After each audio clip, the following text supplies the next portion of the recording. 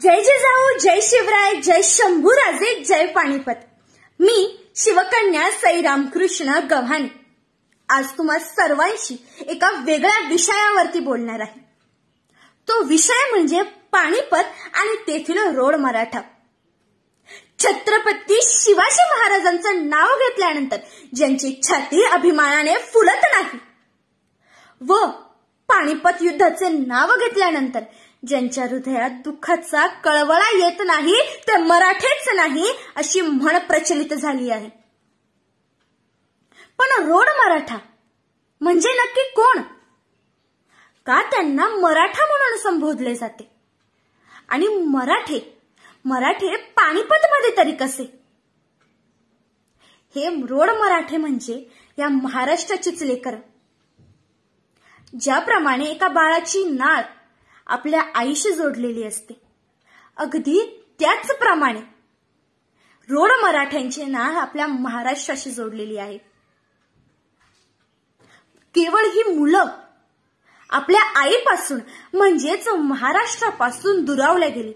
1761 साली पानिपत मधील अब्दाली विरुद्ध मराठ्यांच्या युद्धासाठी गेलेली मराठ्यांची एक तुकडी बचावली व पानिपत येथेच स्थायिक झाली, ज्यांना आज आपण रोड मराठा म्हणून ओळखतो। रोड मराठा म्हणजे स्वराज्याचे मावळे। ते स्वराज्य जे छत्रपती शिवाजी महाराजांनी स्थापित केले, जिथे सारी रयत अगदी आनंदाने सुखाने गुण्या गोविंदाने राहत होती। अगदी शून्यातून निर्माण झालेले हे स्वराज्य पण आज 350 वर्षांनंतर देखील त्या स्वराज्याची दहशत प्रत्येकाच्या मनात कायम आहे। या स्वराज्यात कोणीही कोणाचे गुलाम नव्हते। प्रत्येक जण आपले स्वतंत्र आयुष्य जगत होते। पण हे सर्व काही त्या सहज शक्य झालेले नव्हते। अनेक संकटांना तोंड द्यावे लागले। स्वतः महाराज अनेकदा मृत्यूच्या जबड्यात जाऊन देखील पुन्हा परतले स्वराज्य रक्षणासाठी। अनेक गनिमांना सामना करत मुघल सल्तनत, आदिलशाही, कुतुबशाही, 5 सल्तनती, 5 विदेशी सल्तनती सर्वांचा सामना करत अनेक परिश्रम कष्ट करून त्यांनी स्वराज्य नावाची ही इमारत उभी केली, जी आता आज मी, तुम्ही, आपण सर्वजण आनंदाने राहत आहोत। त्यांच्या ह्याच कष्टाच्या काळात महाराष्ट्रानं एक भव्य दिव्य असा सोहळा अनुभवला, ज्या सोहळ्यात प्रत्येक मराठी माणसाचं रक्त सळसळून उठलं। अभिमानानं प्रत्येकाच्या माना उंचावल्या। तो सोहळा म्हणजे शिवरायांचा राज्याभिषेक। त्या सोहळ्यानंतर महाराष्ट्राला त्यांचे पहिले छत्रपती प्राप्त झाले। सगळीकडे आनंदच आनंद पसरला। रांगोळ्या काढल्या गेल्या, गुड्या उभारल्या गेल्या, साखऱ्या वाटल्या गेल्या। सर्वांना खूप आनंद झाला, कारण की शिवाजी राजे आता छत्रपती शिवाजी महाराज झाले होते। छत्रपती शिवाजी महाराजांच्या नेतृत्वाखाली अनेक लढाया लढल्या गेल्या, अनेक मोहिमा लढल्या गेल्या। त्यांच्या नेतृत्वाखाली जवळजवळ संपूर्ण हिंदुस्थान मराठ्यांनी काबीज केले होते। पण कालांतराने काही काळ लोटल्यावर महाराजांची तब्येत जरा अस्वस्थ राहू लागली। त्यामुळे त्यांना मोहिमेंवर जाता येत नव्हते। परंतु मराठी माणूस खचला नाही। न खचता न डगमगता त्यांनी गनिमत थोपवून ठेवला। लाख प्रयत्न केले औरंगजेबानं स्वतःला बादशाह म्हणून घेणाऱ्या त्या औरंगजेबानं कितीतरी सरदार धाडले त्या स्वराज्यावरती, पण मराठ्यांच्या शौर्यासमोर, मराठ्यांच्या पराक्रमासमोर त्यांचा निभावच लागला नाही। पण महाराजांची तब्येत आता जास्तच बिघडली आणि छत्रपती शिवराय मृत्यू पावले. सगळीकडे दुःखच दुःख पसरले आणि सल्तनतींना, त्या मुघल बादशहाला संधी भेटली स्वराज्य काबीज करण्याची. त्यांनी त्याची सैन्य फौज फाटा तयार केला. उत्तरेहून उठून महाराष्ट्रात आला. स्वराज्य काबीज करण्याचा स्वप्न डोळ्यात घेऊन आला. अनेक सरदार त्याने धाडली, पण मराठा माणूस सारे दुःख झटकून पुन्हा एकदा उभा राहिला. छत्रपती शंभूराजे म्हणजे स्वराज्याचे धाकले धनी, स्वराज्याचे दुसरे छत्रपती यांच्या सवे मराठे जागे झाले आणि स्वराज्य रक्षणासाठी लढू लागले. पण स्वराज्य काबीज करण्याचा त्या औरंगजेबाचा मनसुबा सफल होऊ दिला नाही. कित्येक प्रयत्न केले औरंगजेबानं, पण मराठा झुकला नाही ना कधी झुकणार. अहो, मरण पत्करतील पण गर्दन त्या विदेशी आक्रमकांसमोर झुकवणार नाही, कारण की मरणासमोरही ज्याचा ताठा तोच खरा मराठा, तोच खरा मराठा. मराठा कधी मरणाला घाबरलेच नाही. त्यांचे एकच स्वप्न, स्वराज्य राखायचे, आपल्या हक्काचे स्वराज्य. कोणाची गुलामगिरी स्वीकारायची नाही, कारण की जो औरंगजेब स्वतःला संपूर्ण हिंदुस्थानाचा आलमगीर, शहनशाह, बादशाह म्हणून घ्यायचा, तो स्वतः त्याच्या तख्तावरून उठून दिल्लीहून महाराष्ट्रात आला स्वराज्य काबीज करण्यासाठी. अहो, त्याची कबर देखील याच महाराष्ट्रात खोदल्या गेली.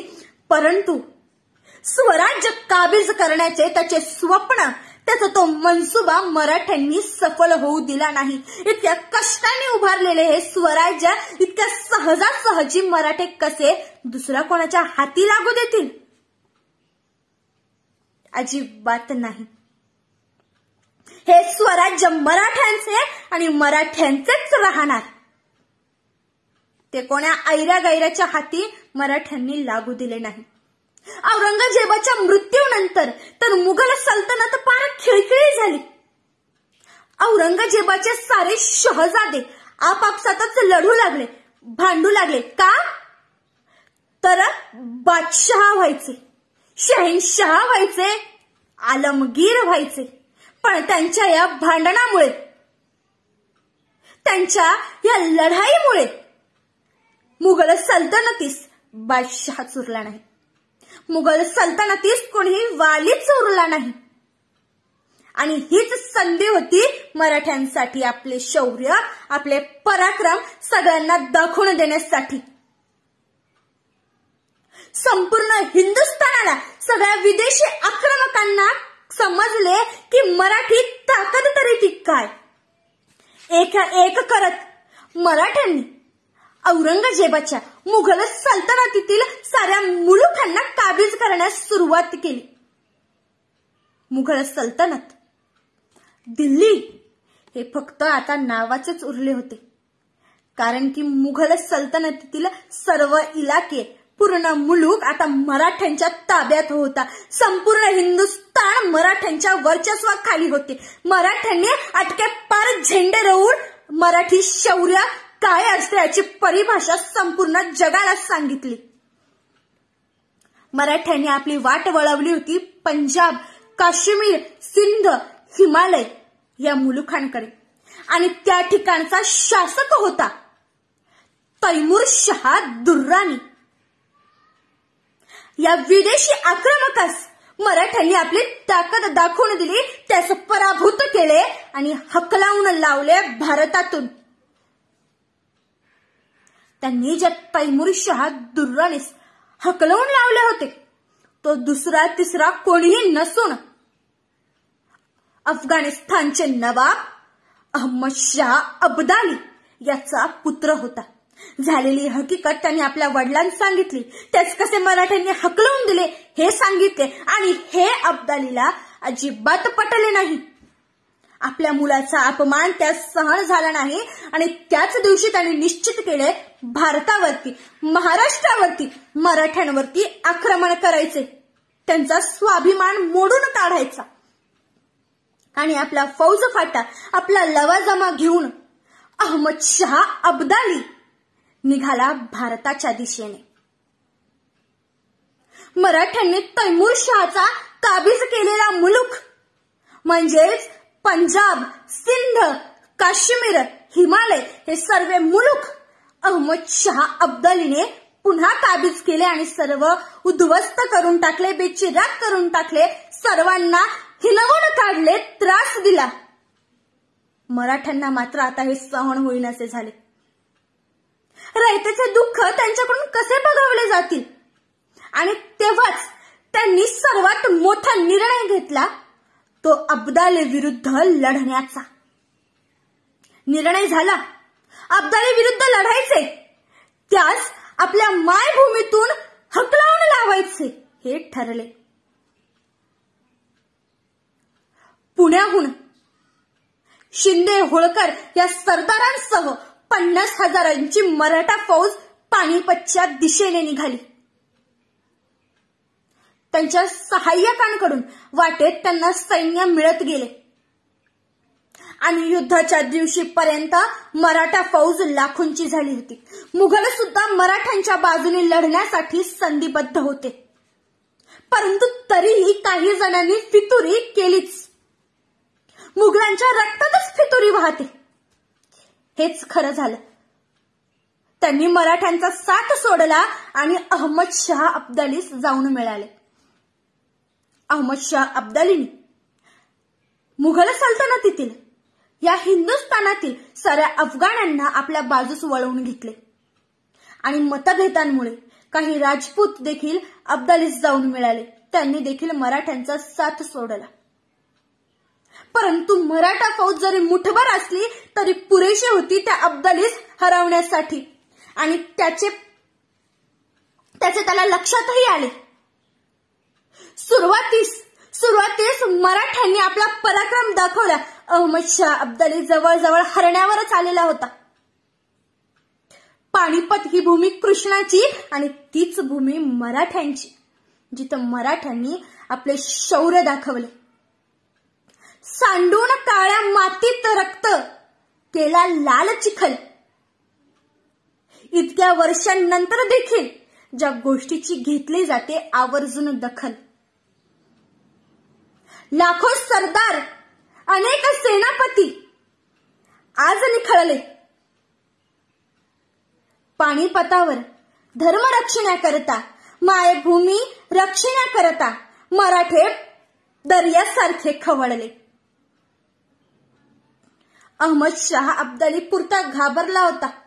त्यास वाटले होते की आता हे युद्ध तो हरणारच, परंतु दुर्दैवाने मराठे हरले. मराठ्यांची हार होण्यामागे अनेक कारणं होती, पण मुख्य कारण म्हणजे तिथली थंडी. त्या ठिकाणच्या थंडीचा मराठ्यांना अजिबात अंदाज नव्हता. अगदी साधे पातळ कपडे घालून ते युद्धावर गेले. अनेक दिवसांची थंडी सोसून ते लढत राहिले. आता रसदही संपत आलेली होती. पोटात अन्नाचा कणही नव्हता, न शरीरात प्राण उरला होता, तरीही मराठा माणूस वाघासारखा लढत होता. अहमद शाह अब्दालीस तेथील थंडीचा, तेथील वातावरणाचा अंदाज होता. त्याने आपल्या सैन्यास जनावरांच्या चामडीचे चिलखत तयार केले. मराठा सैन्याजवळ ते नव्हते. अब्दालीकडे आधुनिक हत्यारं होती, मराठ्यांकडे ती नव्हती. होती तर फार कमी प्रमाणात. लाख प्रयत्न केले, झुकले नाही, लढत राहिले, परंतु मराठे ते युद्ध हरले.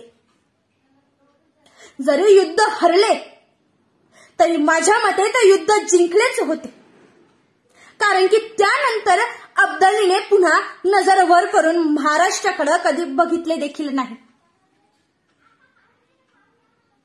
पण हो,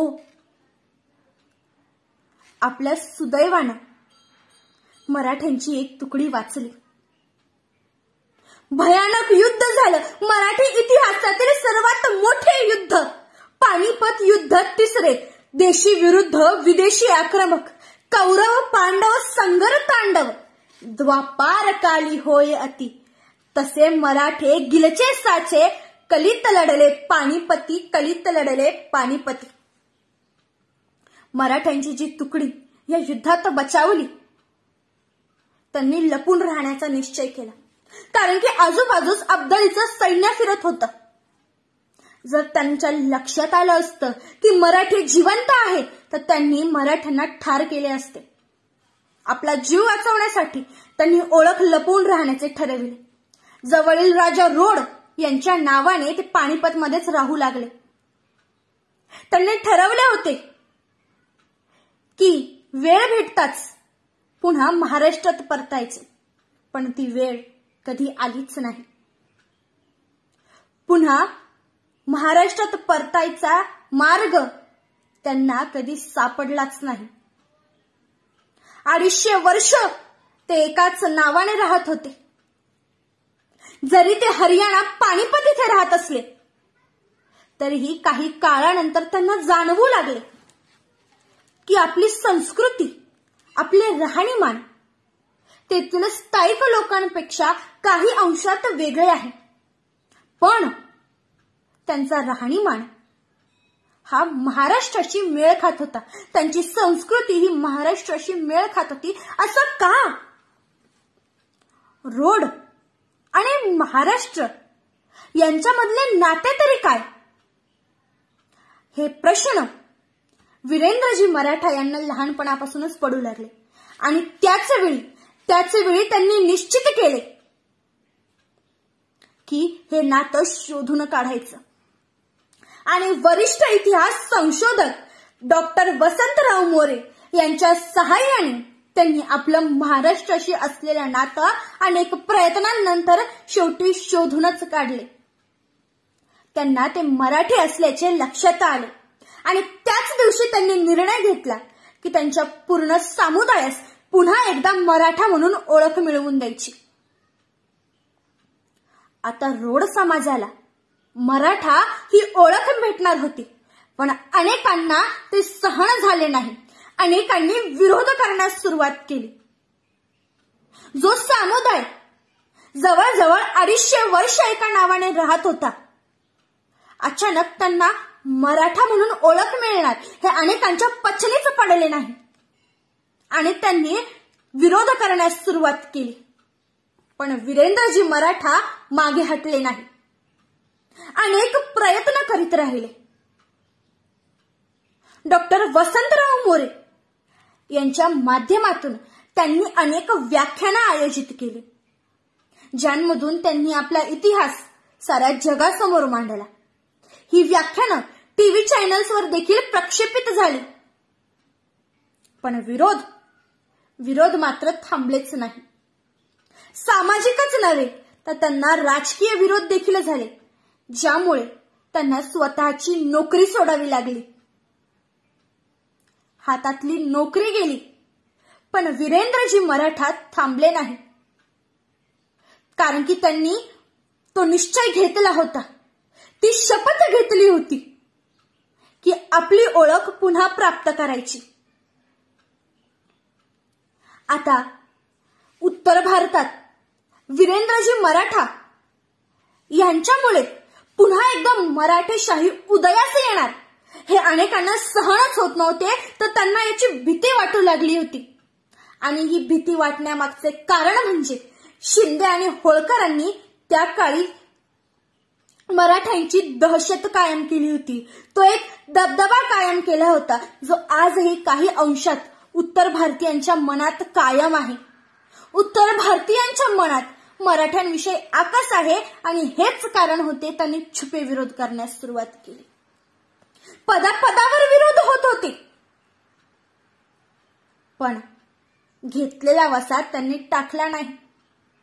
आपण केलेल्या संशोधनाचा त्यांनी वरिष्ठ इतिहास संशोधक डॉक्टर मोरे यांच्यासोबत मिळून एक संशोधन ग्रंथ लिहिले, ज्यात त्यांनी महाराष्ट्र आणि रोड समाज यांच्यातलं नातं उलगडून सांगितलं. आणि 2012 साली तत्कालीन राष्ट्रपती सौ प्रतिभाताई पाटील यांच्या हस्ते या पुस्तकाचे प्रकाशन झाले आणि भगवा सोहळा आयोजित करण्यात आला. आणि तेव्हापासून आतापर्यंत दरवर्षी 14 जानेवारी मराठा शौर्य दिन साजरा होतो. वीरेंद्रजी मराठा यांनी आपल्या संशोधन कार्यात अखिल भारतीय मराठा जागृती मंच ही चळवळ सुरू केली आणि ह्या चळवळीमार्फत 14 जानेवारीला मराठा शौर्य दिन साजरा केला जातो. या दिवशी अनेक मराठे उपस्थित असतात. अनेक राज्यातील हरियाणा, महाराष्ट्र, उत्तर प्रदेश, मध्य प्रदेश, राजस्थान, गुजरात इतक्या साऱ्या राज्यांचा, पूर्ण हिंदुस्थानाचा, पूर्ण जगातील मराठ्यांचा या सोहळ्यात सपोर्ट असतो. प्रत्येक मराठा आवर्जून या सोहळ्यात सामील असतो. अखिल भारतीय जागृती मंच पानिपत हा एक असा प्लॅटफॉर्म आहे जिथे सर्व विचारांचे, सर्व पक्षांचे, सर्व राजकीय संघटनांचे मराठे एकत्रित येतात. या चळवळी मागचा हेतू तरी काय?